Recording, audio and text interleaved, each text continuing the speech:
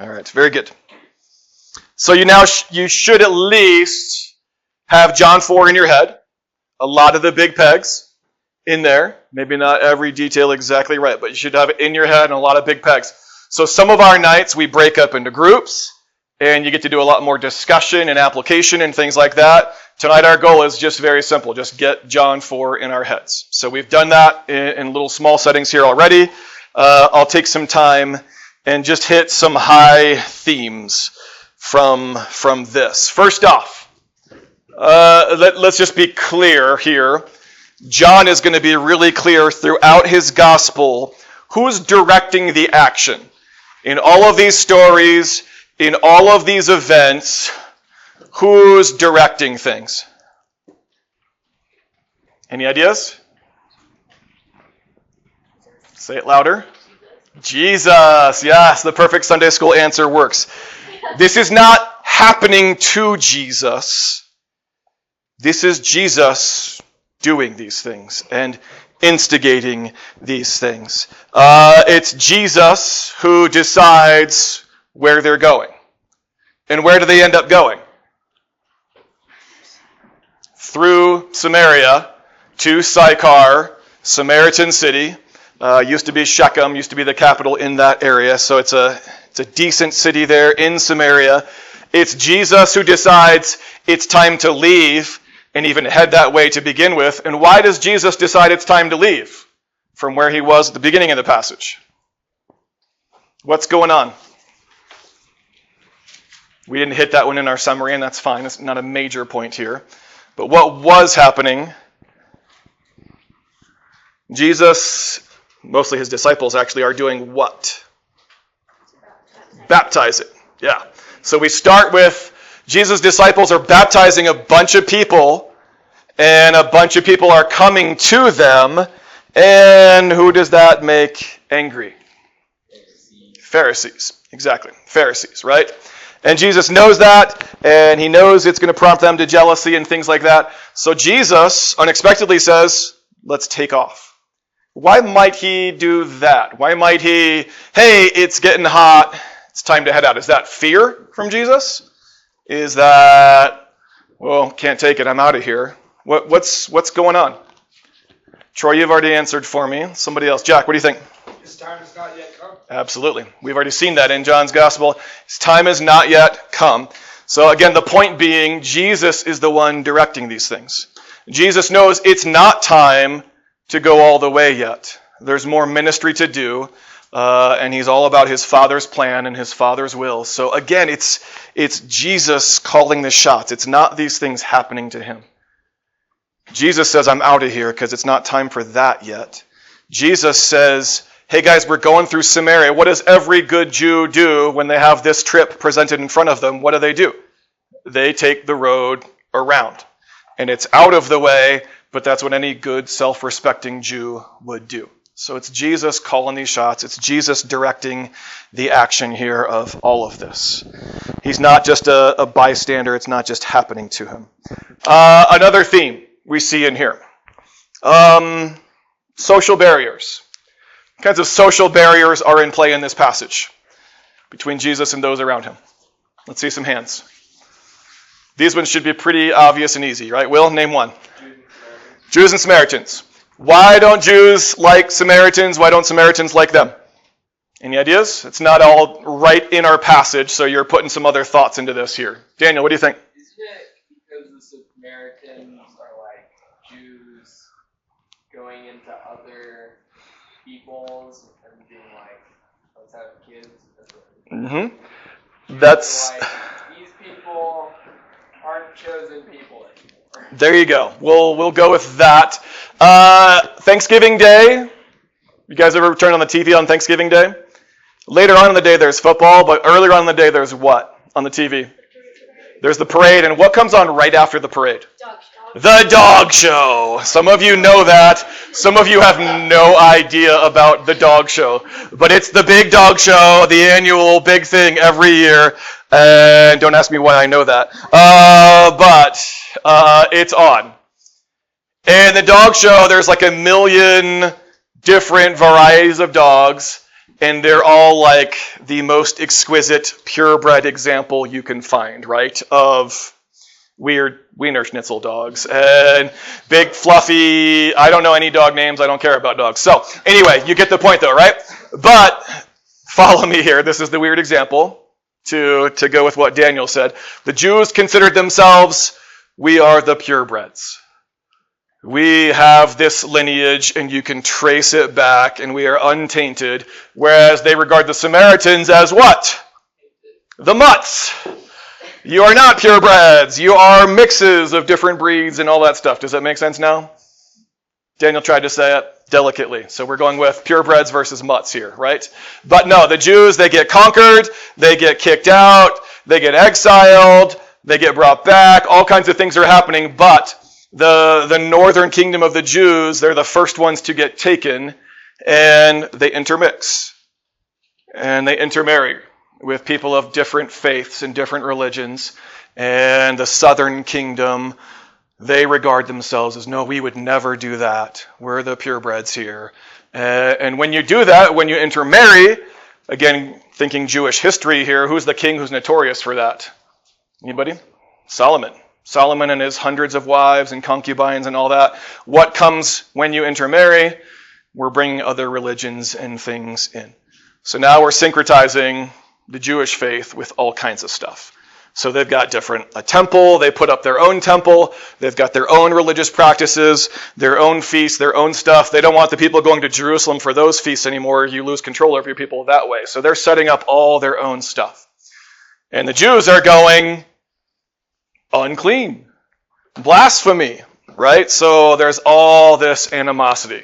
And if you're a Samaritan, do you like being told you're unclean and you're blasphemous and your worship is false? Do you like that? No. So yeah, this is why we have this tension and this relationship here. So really, really long answer to say yes, one, social barrier, Jews, Samaritans. What else do we got?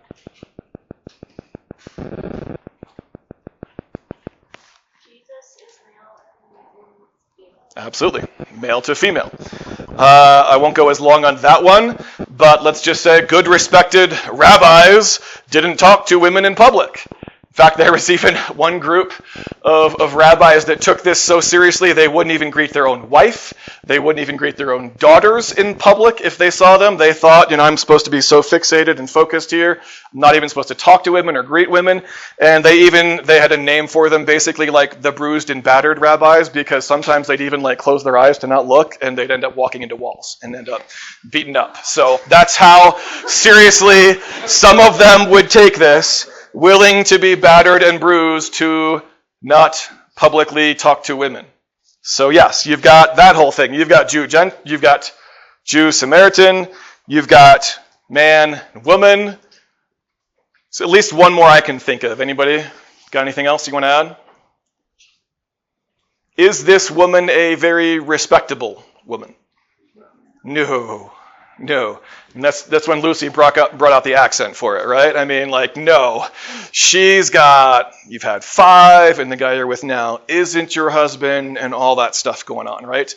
We don't know everything perfectly. It could have just been she had an emergency and went to the well at this time of the day. We can't prove all these things, but there's pretty good reasons to think she's probably here at this time of the day. This is high noon. This is when it's hottest, right? Do you go on long journeys in the heat of the day, carrying tons of water and heavy stuff with you? No, you go in the cool of the day. So there's some pretty good reasons to think here she's probably even an outcast from her own people. And she's going to the well at the time of the day when nobody else is there, because she doesn't want to be seen by anybody, and she wants to be left alone. But she's clearly not with others here. Typically, the women would go together to get water from the well, things like that. So yeah, there's a lot of indications here of this is not just the most respectable woman in the world. So you've got all these different obstacles.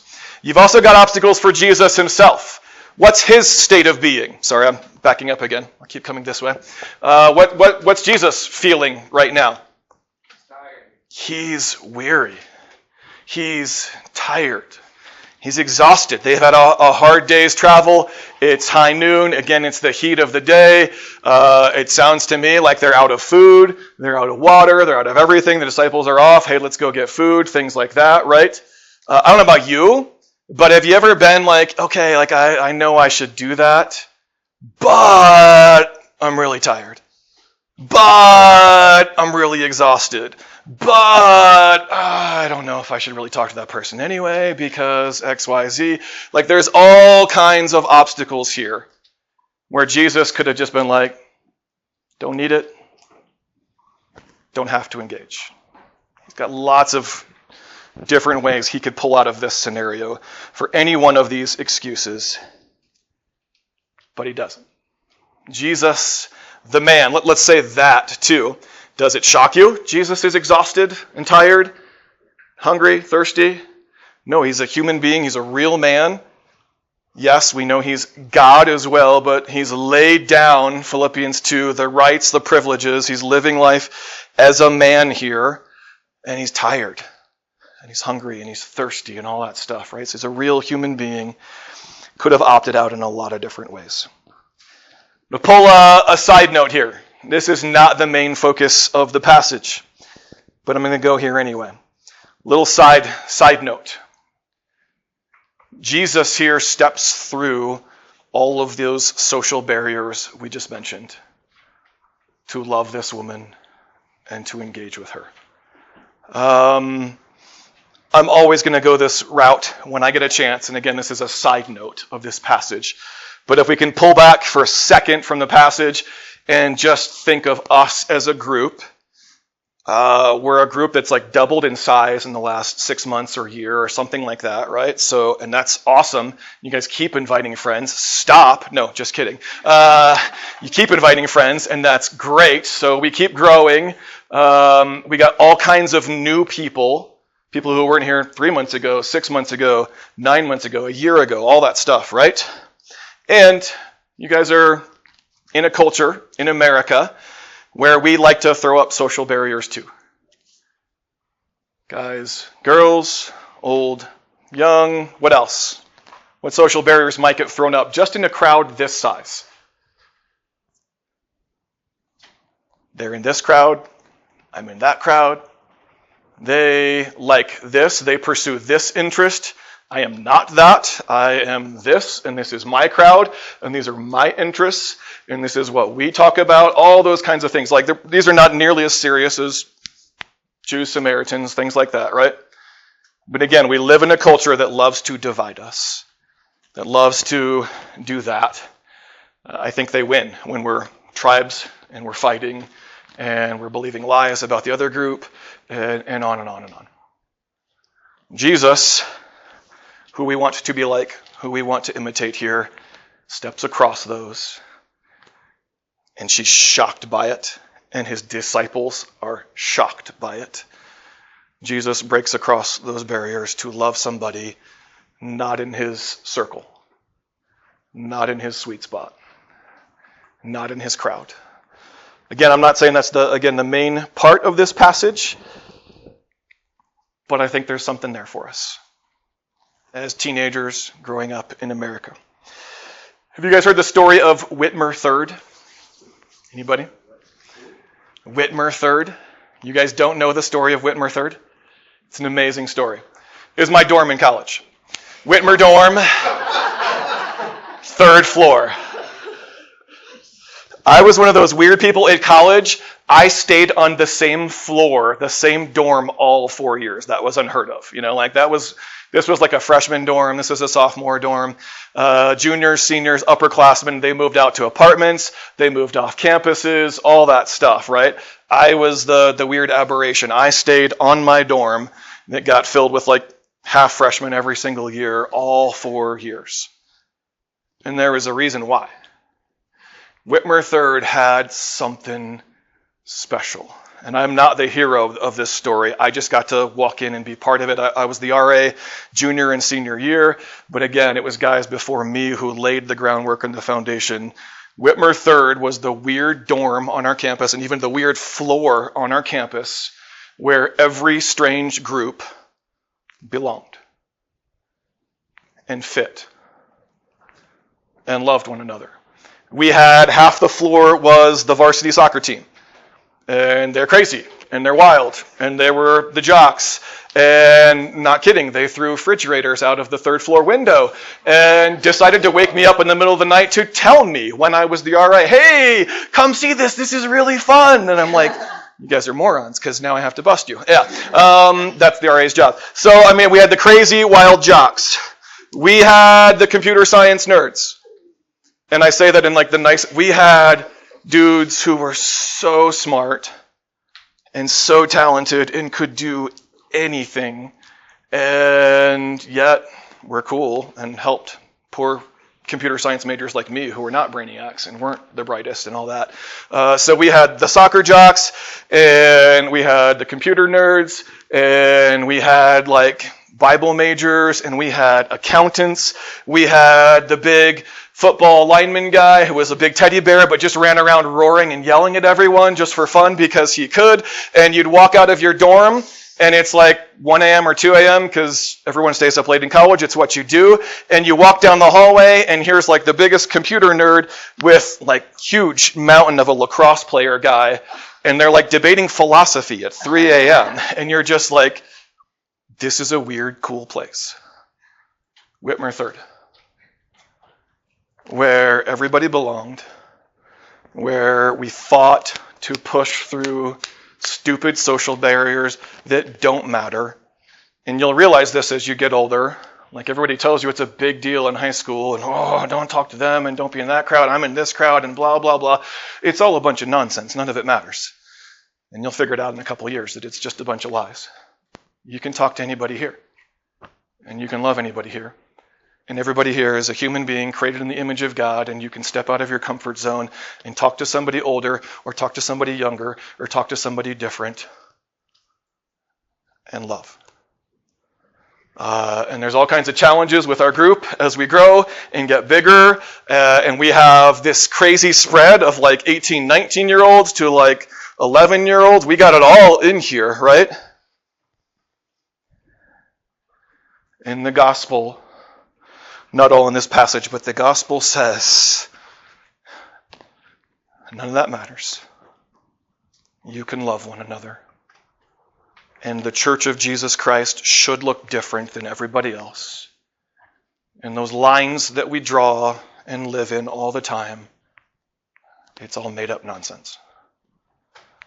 So again, that's my soapbox. You guys know I'm going to take that one any chance I get.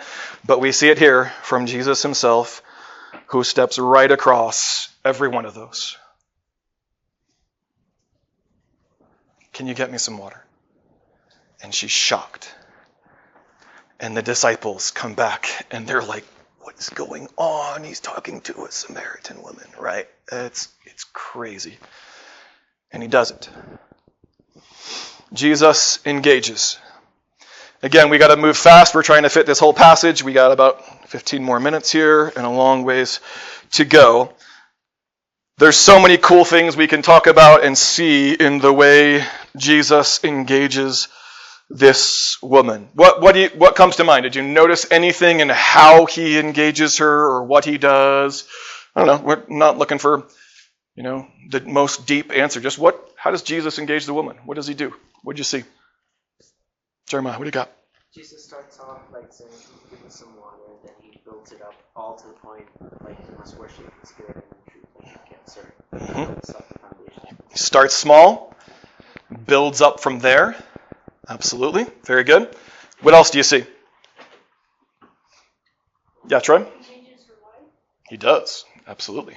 By the end. Yep. What else? Yeah. He doesn't like shame her for having so many husbands or anything. He just says, okay, and treats her with kindness and respect. Absolutely. He's been treating her with kindness and respect. He's not afraid to speak truth. Okay, I know what you said, but here's where it really is. But no, he does not shame. And in fact, he speaks truth to grab her attention and reveal who he is, right? Absolutely. There's not shame here. There's none of that. He's speaking truth. Della, I haven't heard from you yet. What do you got? He's very patient patient with her when she like doesn't understand what he's saying. Yeah, very patient. Very patient, absolutely. And there's times where, I think I mentioned this, I just couldn't stop myself in the middle of Lucy's stuff, right? Like, there's times where she's like trying to redirect, like, whoa, turn the conversation away from that, let's get out of here, and he patiently brings it back around. Yep, absolutely. Very good. Daniel. Gives her a sign. What do you mean by that? Well, obviously you're saying she's trying to like get out of that conversation, and then he gives her the sign, and it all of a sudden like clicks for her. She's like, dude, this guy's a prophet. He knows everything. And then it's like, oh, and you're trying to get out of this conversation, and then it all clicks for her. Yep. John doesn't call it a sign. He's not doing something miraculous. He's not turning water into wine. He's not doing what he's about to do in the second story here, like something explicitly miraculous for people to see. So it's not like visible for everybody around to catch. But Jesus, relying on the Spirit, says, but I do know you, right? Absolutely. He calls that out. He gets her attention. And then he takes the whole thing, all of it, from, can you get me water? And ties that back into where he's going. And even her side-tracked bunny trails and things like that, he ties that back in. Bottom line, the biggest thing that stands out to me is Jesus makes astounding claims in the middle of this. And essentially, he's offering this woman living water, which is not going to run dry, that you're not going to need to refill. It's going to well up inside of you to what? To, come on, you guys know it. Everlasting life, eternal life, yep. But Jesus, bottom line, is offering her himself. You get water from this well, you got to keep coming back. But I am he, the Messiah you've heard about, the one my people and even your people with all of your false stuff and whatever, they still talked about a Messiah too. Jesus says to her, I'm that guy. I'm where you get living water. I'm where you get water that won't run dry and that you can truly be satisfied with. He's making astounding claims, right? And he's proving it by knowing exactly who she is. So a couple things. Yes, I know you. I see you. And I'm what you need. I'm the one you need. I'm where you get the living water. I don't know where everybody here in the room is at. But the simple question out of this passage tonight is, do you have living water? Do you have the living water that truly satisfies, that won't run dry, that leads to eternal life? Grew up in the church.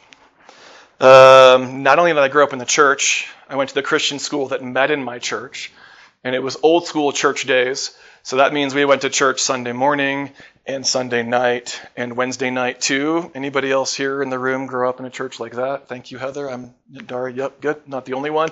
So I was in church basically every day of my life, except for Saturdays. That was like the one day where I wasn't in church because I'm in the Christian school and I'm there Sunday morning and we come back for Sunday night. Even when your team is in the Super Bowl and it's the Super Bowl Sunday and it's Sunday night, oh, you go to church, Dan. I was there when the Washington Redskins were in the Super Bowl twice in church going, I do not want to be here. I am missing my team in the Super Bowl right now, right? So, sorry, side note, you didn't need that one. That one was free. But I grew up in church, thought I was an okay kid, thought I was fine. I was never too rebellious, or at least never openly outward rebellious. got good grades, never did anything majorly, horribly wrong, right? I didn't see my need for Jesus because I thought I was fine. And I thought I was okay. And in his kindness and in his patience, he kept showing me himself. And he'd keep showing me things. Hey, Dan, I'm a senior in high school here in town now. We've moved to Colorado. That was New York when I grew up in that church. But here in Colorado Springs, I am at Colorado Springs Christian High School. We're all Christians here. We're all good kids here, blah, blah, blah, right? And I'm sitting in a Bible class, senior year at CSCS, and the Bible teacher does a multiple month-long study on the book of Ecclesiastes. Anybody done that one before? It's super depressing, I promise. Super, super depressing. Because the preacher has tried everything and done everything and gotten everything, and the message over and over again throughout that book is, it's not enough. It's all vanity. It's all chasing after the wind. And you can't catch the wind. You can try all day long and you won't catch it. And he tries this, and he tries that, and he tries this. Riches, fame, women, power, achievements, riches beyond measure, right? And it's all vanity and all chasing after the wind. And in his kindness in my senior year of high school, he slaps me upside the head with dude, you're just chasing worthless stuff. And it won't ever fill you up. And it won't ever satisfy. And there's moments in my life where he showed me my sin. And I saw my need that way. Or there's moments in life where he brought really, really hard things to my front door. Stuff I'd never experienced, hard things. And I'm talking, the people you love the most and the people you look up to the most, their lives crashing down around you. Those kinds of things, right? So you start seeing all this stuff, and eventually I'm slow. Eventually you start getting the message, I need you, Jesus. And in fact, you're all I have. And the only solid ground I can count on. And you can bring me peace. And you can bring me joy. And you can bring me hope. And you can bring me forgiveness. And you can bring me righteousness through the blood of your Son, not of my own, not of works, not of anything I could do or boast in. No, the righteousness that comes by faith in the Son of God. But eventually, I started to see it and started to get it. It's a miracle every time. No matter where you came from, no matter what your testimony is. And this woman here is another one, another testimony. She sees it. This is the one I've been waiting for. This is the one we've all been waiting for. And she runs back and she's telling this woman who's here on her own, probably avoiding people and avoiding the glares and avoiding the looks and avoiding people and their looks or their gossip or their this or their that when they see her, this woman, she's back to all those people going, I met the guy who knows everything about me. Come and see. I think he might be the one. And that is still her testimony today. Come and see for the worst sinner. Come and see for the, I'm doing okay. Come and see for the, I got it all together. Come and see. Jesus is here. And she goes and tells everybody. And they flock to him. And one of the funnier pieces of this is an agrarian society, right? So harvest is a big deal. They plan for harvest all year round. And when harvest comes, what do? They drop everything to go get in the harvest as much as you can, right? Because you got to live off of that for a year. But until then, it's easy to be like, yeah, harvest is coming. Harvest is 4 months away. Harvest is still no big deal. And Jesus turns to his disciples as all of their enemies approach, Samaritans coming from the city, listening to this crazy woman and her story, and they're all coming, and Jesus turns to his disciples and he goes, guys, look. It's time for the harvest right now. Not 4 months from now, not 6 months from now, not a year from now, not when you're ready, not when there's not obstacles, like just now. Go. Harvest is here. And he gets into sowing and he gets into reaping. And bottom line, he's inviting his disciples saying, like, we get to do this. We don't have to wait. We can sow seeds right now, today, with the people I put in front of you. Sometimes it's going to be sowing, sometimes it's going to be reaping. But he's telling his disciples, like, guys, it's now. Don't wait. Not 4 months, not 6 months, not whatever. We're out of time. But contrast that with the other story in his hometown, where Jesus has said, John has said the whole way through, Jesus knows what's going on in people's hearts. He doesn't entrust himself to them because he knows they're fickle. And they've just seen him do signs in Jerusalem, and he's back, and they want more.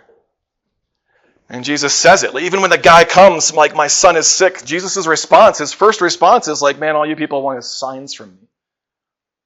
Oh. If you're curious about that, Jesus seems to test people at times when they come. Are you just here for the signs? Do you just want more food and your belly's filled? Or will you trust me? And so Jesus, if he goes with the guy, and he goes and heals him there, right? That's just another sign. Like the guy would see it with his own eyes and see his son healed and all that. So again, Jesus pushing back, Jesus testing a little bit. All you people want from me is signs. And the guy's like, no, please. Please come. And Jesus doesn't agree to go with him. Jesus says, go. He's already well. Again, a little bit of a test here. Is the guy going to take Jesus at his word and leave without a sign? Or is he just going to keep begging, no, come, come. And the man believes. And he goes. And the whole thing is verified. Jesus is sometimes giving signs, sometimes testing, sometimes just showing who he is to sinners and the least people you would expect. All of it, though, is the invitation. Come and see. I'm here. The one who can truly satisfy. The one who can meet all your needs. The only one who can give you eternal life. I'm right here. Let's pray.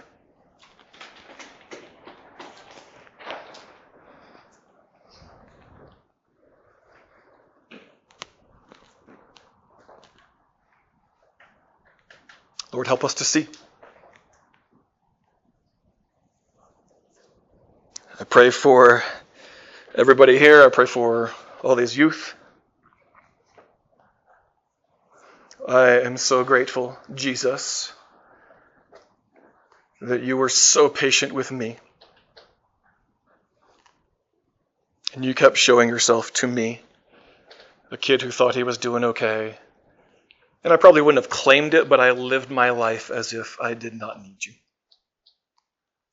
Knew the right answer. Sure, Jesus, yeah. But I was trying to do it on my own, trying to be good enough, trying to earn it, trying to figure it out, trying to get all the stuff the world had. And you were so kind and so patient and so gracious. And God, I ask that that would be the story for everybody here. Everyone. That they would come and see and know you. The one who knows all of them. And the one who offers himself to them. Pray it in your name and for your glory. Amen.